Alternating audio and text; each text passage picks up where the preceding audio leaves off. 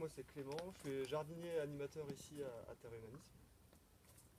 Donc salarié. Voilà, on est 14-15 salariés ici sur différentes missions. Donc on commence à être une grosse équipe, hein. Et voilà, donc on est installé sur ce lieu-là depuis 99. Donc c'est l'association des Amis de Pierre Rabhi qui a pu acquérir ce lieu-là, donc fin des années 90. Et la question se posait sur quelle pourrait être la destination de ce lieu, sachant qu'on est sur un contexte où il y a très peu d'eau, on partait d'un sol complètement dégradé, donc un peu à l'image des, c'est pas pour montrer du doigt, mais de la serre qui est en face de chez nous. Bonjour, on vient de commencer, hein. Je peux vous installer. J'attendais quelqu'un mais qui pensait que Beaulieu et le Mat de Beaulieu c'était pareil. Du coup, ah ouais, c'est trompeur, c'est trompeur. Voilà, donc on partait de sans eau. Donc ici, il pleut beaucoup d'eau sur une année, mais il pleut toute cette eau-là en 2 ou 3 fois par an. C'est-à-dire qu'il pleut autant dans le nord de la France, en Belgique, donc plus de 1000 mm par an. Sauf qu'il pleut tout au mois de mars-avril et octobre-novembre. Donc si on a un sol qui n'est pas très bon, toute cette eau-là, en fait, le sol ne peut pas en bénéficier. Et en fait, tout part à la rivière directement sans trop avoir le temps de s'intégrer dans le sol. Donc on a ce problème-là, un sol donc très mauvais qui avait été dégradé au fil des ans par différentes cultures de vignes intensives ici. Donc voilà, en fait on partait de quelque chose qui donnait pas trop envie de cultiver. Et donc par un peu masochisme, on s'est dit qu'on allait essayer de cultiver dessus pour montrer que c'était possible grâce aux techniques de l'agroécologie, du jardinage agroécologique, de redonner vie à un sol et donc de pouvoir aussi rendre productif un sol qui avait été dégradé. Et donc ça c'est en utilisant que des techniques agroécologiques. Donc pour schématiser, l'agroécologie au niveau du travail du sol, c'est vraiment le respect du vivant, du sol vivant. Donc utiliser que des pratiques de jardinage qui vont dans ce sens du respect du sol vivant. Voilà, donc on verra, après on va faire un tour du jardin. Vous verrez un peu les résultats au bout de finalement 15-17 ans. Donc ça commence à faire un bon retour d'expérience.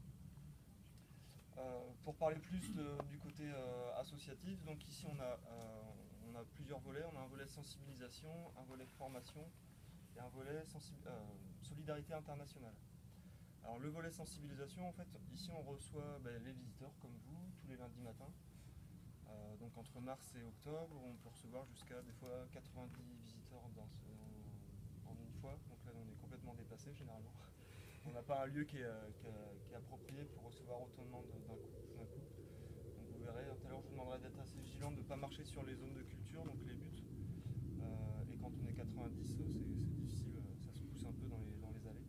Donc le jardin est assez étroit. Donc les visiteurs qui sont là, donc on les reçoit surtout pour sensibiliser à l'agroécologie, au jardinage agroécologique. Ensuite on a les bénévoles, donc il y a une représentante, Lauriane. Oui, c'est ça. C'est ça. Mais même deux bénévoles, parce qu'on en a, je sais plus ton prénom, mais Séverine. à la cuisine, Séverine à la cuisine. Donc de mars à octobre, on reçoit des bénévoles qui restent environ entre 1 et 3 semaines, mais on essaie de privilégier les séjours de 2 à 3 semaines. Et donc là, ils sont complètement immergés dans le lieu et ils participent à la vie du jardin sur 2 à 3 semaines. Donc ils font les travaux du jardin avec nous, donc on est 4 animateurs du jardin. Et donc là, ils sont vraiment, c'est un peu les gardiens du lieu. Il n'y a aucun des salariés qui ne dort ici le soir. Et entre mars et octobre, il n'y a que les bénévoles en fait, qui dorment ici, donc ça veut dire qu'ils s'occupent de l'arrosage, ils s'occupent un peu de l'entretien du lieu, du ménage et autres, puisque c'est eux les principaux utilisateurs du bas. Et donc voilà, ils viennent ici souvent pour vivre, en plus d'apprendre le savoir technique sur l'agroécologie, ils viennent aussi, parce que ça fait partie de l'agroécologie à notre sens, pour vivre toute l'expérience humaine qui va avec. Et donc c'est en étant immergé avec 6 personnes, donc ils sont 6 à la fois. Donc 6 personnes qui ne se connaissent pas, qui arrivent sur un lieu comme ça, qu'on leur demande de gérer.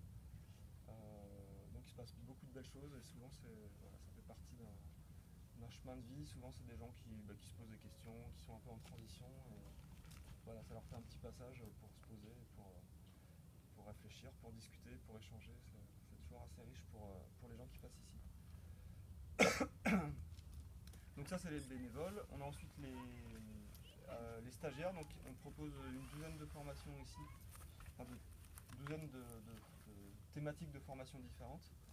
Il y a l'apiculture, différents niveaux sur le potager agroécologique, les plantes sauvages comestibles, la permaculture, j'en oublie sûrement plein.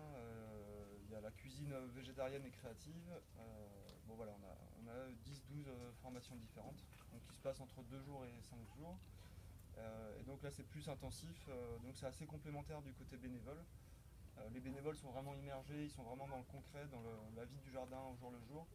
En formation, il y a vraiment, c'est un condensé, hein, on essaie d'aborder toutes les thématiques sur le jardinage agroécologique, et puis là c'est un peu du bourrage de crâne. Hein, on y va, il y a un peu de pratique aussi, mais c'est vraiment beaucoup de... Voilà, sur toutes les notions de base de l'agroécologie, donc la vie dans le sol, comment faire des engrais verts, comment faire son compost, les étapes clés du jardin, donc le semis, arrosage, voilà, comment comprendre tout ça. Donc voilà, c'est des formations payantes pour le coup. Et donc il y en a tout au long de l'année. Donc si vous voulez, à la fin il y aura les programmes qui seront mis à disposition. Donc là on est sur le volet formation, et après il y a le volet solidarité internationale. Donc là on a quelques personnes qui travaillent en lien avec les pays du Sud, donc Maghreb, Afrique de l'Ouest, un petit peu Palestine et Grèce aussi. Et donc là l'enjeu c'est de former des agriculteurs sur place, des paysans, qui vont à leur tour former les paysans autour de chez eux. Pour schématiser, c'est à peu près ça le concept. C'est vraiment dans l'objectif de les rendre à nouveau autonomes et de leur transmettre, surtout échanger. C'est pas qu'une transmission dans un sens, ça va aussi dans les deux sens. Donc d'échanger sur les pratiques agroécologiques adaptées au milieu sahélien. Donc il y a tout un tas de pratiques pour cultiver en zone de sécheresse, en zone aride, que nous on expérimente un petit peu ici aussi, parce que par certains côtés on se rapproche un peu de leur climat et de leur type de sol. Donc voilà, ça permet de créer des échanges sur tout ça. Donc voilà, pour que toute cette mayonnaise prenne forme, on est, je disais 14, 15, donc on est 4 à travailler sur le jardin et sur l'animation, donc l'encadrement des bénévoles. On est aussi à la formation souvent, et puis ils sont 4 ou 5 à travailler à la solidarité internationale.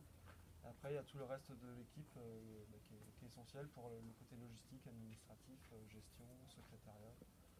Voilà, donc on est une bonne petite équipe pour faire tourner tout ça. Est-ce que vous avez des questions sur le côté global? Après on va vraiment passer à l'aspect technique du jardin, mais sur l'association. Sinon je peux peut-être un peu parler quand même de comment on est financé, où est-ce qu'on trouve les sous pour faire tourner. Donc on a plusieurs manières de financer nos activités. Nous par exemple pour le jardin on organise une bourse aux plantes le dernier dimanche du mois d'avril, donc c'est-à-dire juste avant la période de plantation des tomates au jardin, des aubergines et tout. Donc on fait les plants ici et on en fait jusqu'à 3000, donc grâce à l'aide des bénévoles, et tout ça on le vend fin avril aux gens du coin, donc ça marche plutôt bien. Et ça nous permet au jardin de financer tout ce qui est intrant.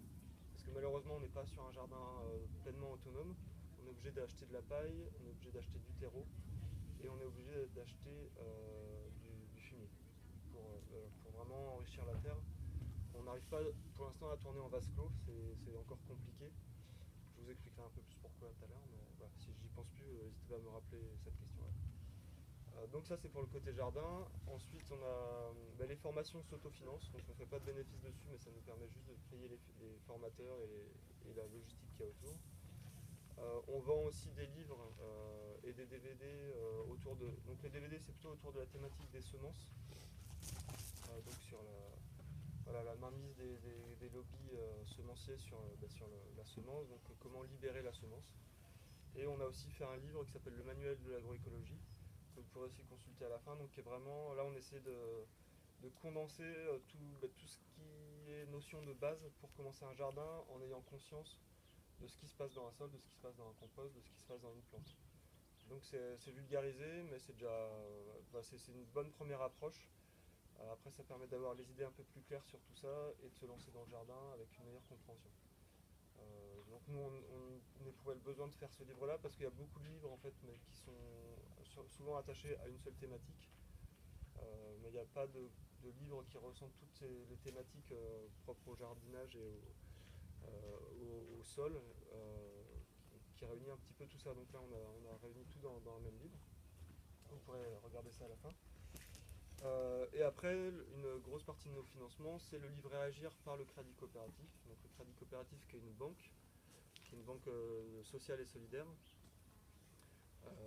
où en fait l'argent qu'on place dans cette banque-là est investi dans des projets plutôt vertueux. Donc c'est-à-dire que quand on place notre argent au Crédit Coopératif, on peut être sûr que ça ne finance pas soit le pétrole, soit l'armement, soit le nucléaire. Des choses comme ça. On sait que notre argent est plutôt utilisé pour des projets sociaux et solidaires. Donc c'est plutôt intéressant. Et quand on prend un compte, donc un livret Agir à cette banque-là, on peut choisir qu'une partie de nos intérêts soit reversée à une association de notre choix. Enfin, parmi une association qui propose différentes associations, dont Terre Humanisme. Et donc là, nous, ça nous fait entre 400 000 et 700 000 euros par an. Alors, ce qui est vraiment intéressant, sauf que en fait, ça dépend vraiment des taux d'intérêt. Et vu que les taux d'intérêt varient beaucoup d'une année sur l'autre, on peut passer de 400 000 à 700 000, ce qui nous fait une visibilité sur le court terme très, très mauvaise. Donc c'est assez compliqué. Donc là, on est en train d'essayer de chercher aussi d'autres sources de financement pour un peu consolider tout notre... Et donc tout cet aspect-là par le livret Agir sert surtout à financer nos actions à l'international. Donc c'est essentiellement pour ça. Voilà sur le côté sous. C'est quand même important. Pour faire tourner un lieu comme ça, voilà, on a besoin d'un peu de sous. Et il y a aussi les adhésions. Les gens, on a 2500 adhérents aussi. Et puis après, on a quelques dons aussi, quelques mécènes qui nous financent. Mais ça, c'est au coup par coup, donc on ne peut pas le prévoir. Voilà. Est-ce qu'il y a quelques questions sur la vie de Terre Humanisme? Bon, après, ça pourra revenir dans le fil de la visite, il n'y a pas de problème. Et ben sinon, on va commencer. Il y a des chapeaux ici, donc pour l'instant, il fait frais, mais en fin de matinée, puisque la visite dure entre 1h15 et 2h30. C'est très précis, c'est un peu l'africaine. Ça dépend de vos questions, ça dépend de moi, ça dépend de plein de choses. Quand il fait un peu plus frais, on arrive à un peu plus faire durer longtemps. Quand il fait chaud, on essaie de la faire que d'1h30. Mais il y a plein de choses à dire, donc voilà. Donc il y a des chapeaux pour un peu se protéger et pour pas se dessécher complètement. Et en fin de visite, il y aura un stand avec tous nos prospectus, quelques livres qu'on vend et aussi de l'eau pour les altères.